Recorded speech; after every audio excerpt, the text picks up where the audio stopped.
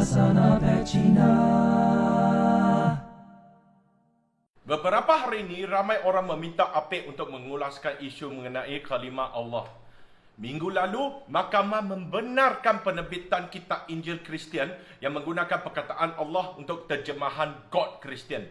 Namun isu ini, Apek tidak melihat dari sudut perundangan, memandangkan proses rayuan belum dihauskan lagi.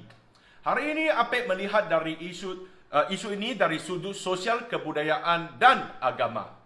Disebabkan Apek adalah seorang yang berkaum Cina, yang mengamalkan kebudayaan dan falsafah Cina, Apek tidak setuju penggunaan kalimah Allah dalam kitab Injil Kristian.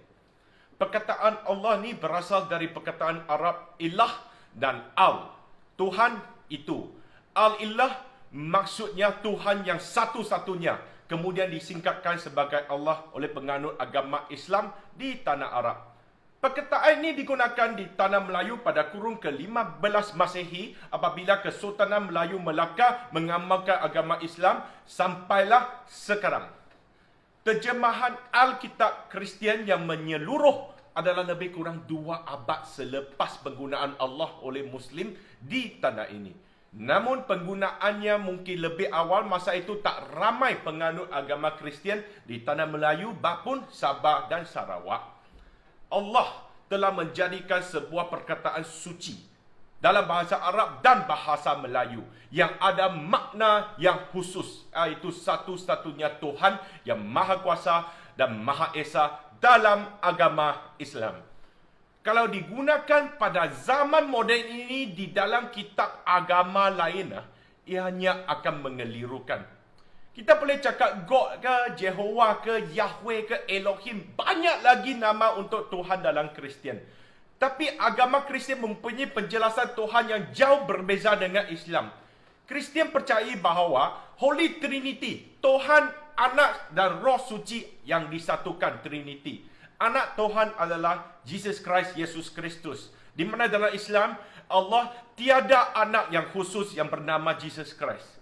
Cuba andaikan, kalau seorang murid dia pergi perpustakaan ataupun Google dalam bahasa Melayu. Hari ini, beliau mendapati Allah adalah satu-satunya Tuhan Maha Esa, Maha Kuasa. Esok, Allah pula ada penjelasan dengan anak yang bernama Yesus Kristus. Lusa, ini kan keliru kan? Perkataan boleh saja berubah. Dulu kita panggil kupang di Kedah, sekarang sudah tukar jadi 10 sen. Dulu kita panggil terawih, hari ini kita panggil sejarah. Tukar macam itu. Pendapat saya ni, kita harus mengubah perkataan Allah dalam Bible Kristian ni kepada perkataan lain. Saya cadangkan Jehovah ke atau The God. Contohnya, dalam Old Testament, hari pertama, Jehovah menitahkan, biarlah ada cahaya, maka ada cahaya, ataupun The God.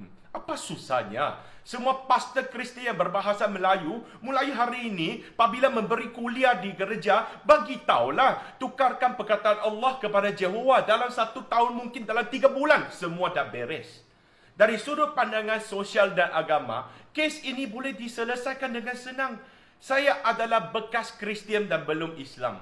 Saya tahu dalam Kristian ni, The God adalah pengampun, penyayang. Agama ini akan memahami pertukaran nama dari Allah ke Jehovah itu bukan satu masalah besar. Niat dia baik, sudah cukup. Namun ramai orang cuba nak politikkan isu ini.